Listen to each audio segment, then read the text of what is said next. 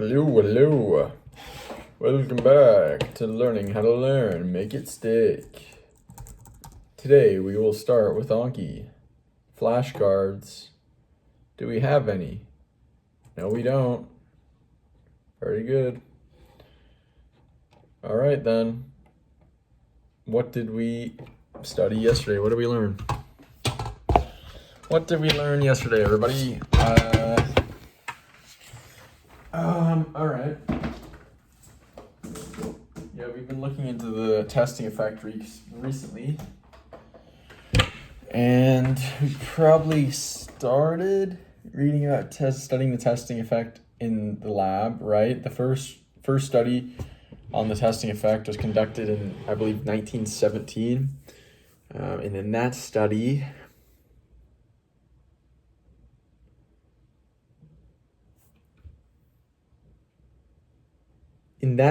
I think they had some elementary and middle schoolers read basically a biography type of writing, and they had different levels of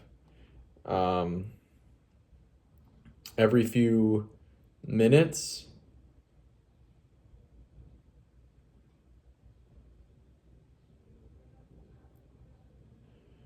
or at differing intervals, they had the students basically look away from the text and just recall in their brain what they just read about. And so one group they didn't look away and do that at all. They only kept rereading the text, and other groups would do, look away, recall in their mind, keep reading, look away, recall in their mind, at varying intervals. So some very quickly, they'd read a tiny bit, look away, recall, and then others would read more and then look away, just different intervals. And they recorded the amount of time that they spent reading versus recalling. And then they had all the groups tested at the end, a couple hours after they were done. They all spent the same amount of time learning or studying. And the group that had the greatest recall of what they had just currently read was the group that spent about 60% of the time recalling mentally and 40% of the time actually reading the text. So pretty interesting takeaways there, considering that they all spent the same amount of time reading.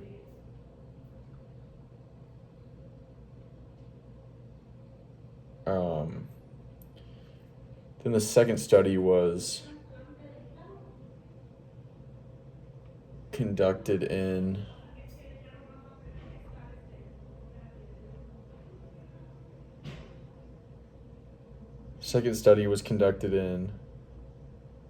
I think it was 1939 potentially, and this study was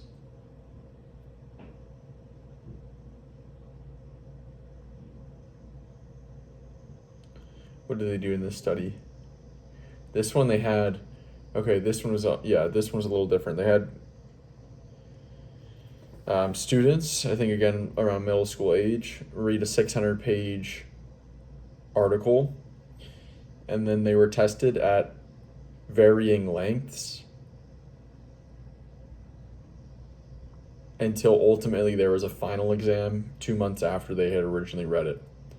And so the major finding in this this study was that the longer it took from the original reading until the first test, the more forgetting took place. But after the first examination, the information really stuck very well, and the rate of forgetting was extremely much slower.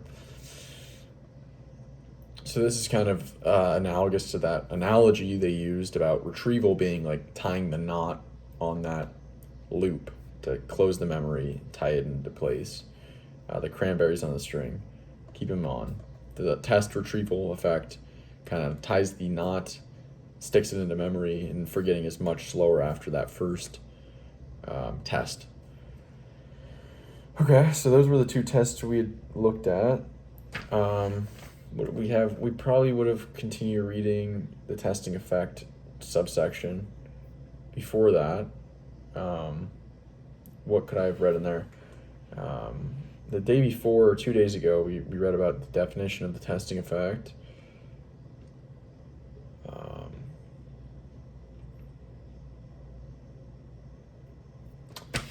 We're gonna have to just check.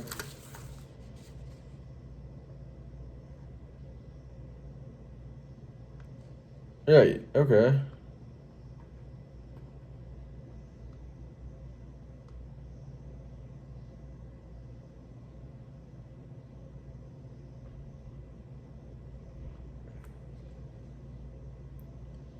All right, yeah, we got that all right.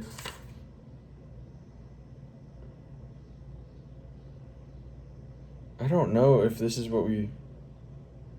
Did we read this yesterday? Yeah, we recalled this stuff yesterday, the working memory versus the short-term or long-term memory and retrieval. Okay, maybe we did study this thing yesterday. Yeah, we probably did. So before I continue looking, we'll try to pull this out.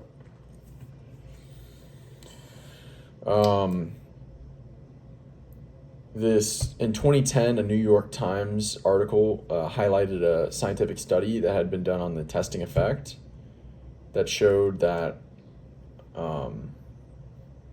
What did it show?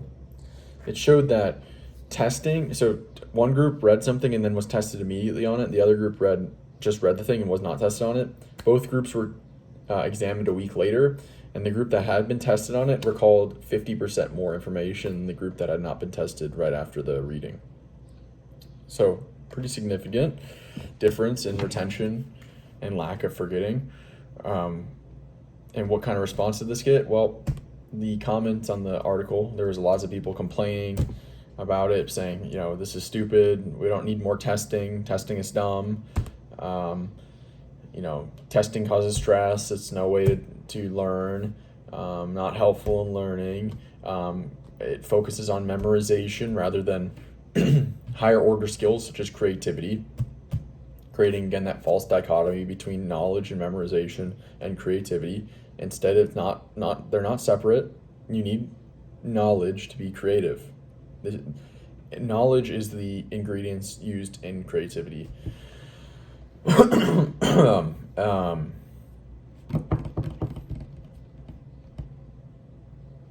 yeah, largely things you've already seen in this book. People complaining about testing being like a bad measurement tool and only looking at it as a measurement tool rather than a learning device or learning technique. The false dichotomy between knowledge and creativity.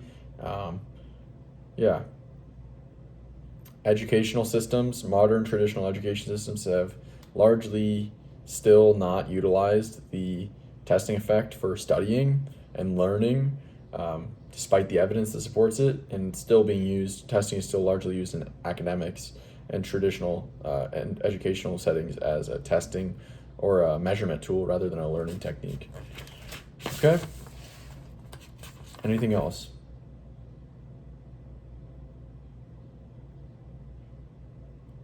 Cool? Cool. All right. Yep. And now we're back on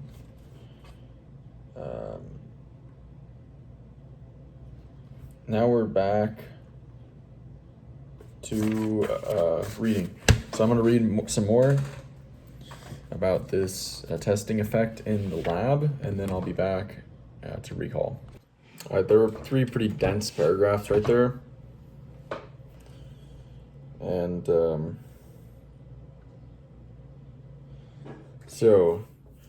around 1940, the testing effect, studying testing as a form of learning and retrieval practice, fell out of favor in place of studying forgetting. So about for 25-ish years, the focus of the scientific community and learning and cognitive science is much more focused on forgetting and not studying testing itself. But then in 1967, testing became prominent again, or people became interested in studying testing again, the testing effect. because of the study that showed that people trying to learn or memorize a list of 36 words, two groups, both trying to memorize a group of 36 words or list. One group just kept repeatedly studying it, so probably just reading it over and over again, and another just read it once and then was just testing themselves, I believe, from memory. This was kind of vague, but ultimately, the study showed that testing oneself after initial exposure was as effective as a repeated study for memorizing a 36-word list. So kind of vague there from the authors. I would expect, I don't know what the testing means. Were they getting feedback on the testing? If so, we're saying it got equal, they're equal, then that kind of disputes testing effect being more effective than just rereading and studying like that. But anyway, that reignited people's interest in, researchers' interest in learning via the testing effect. And then in 1978, there was an experiment or a study that showed, what was this 1978 experiment?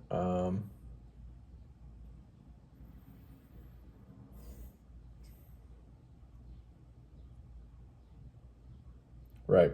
This one was also kind of vague. These are just one paragraphs from the author, so they didn't really give a lot of detail, but they basically said they studied people that crammed for an exam, then took the initial exam, scored higher than people did who used retrieval practice to study for the exam,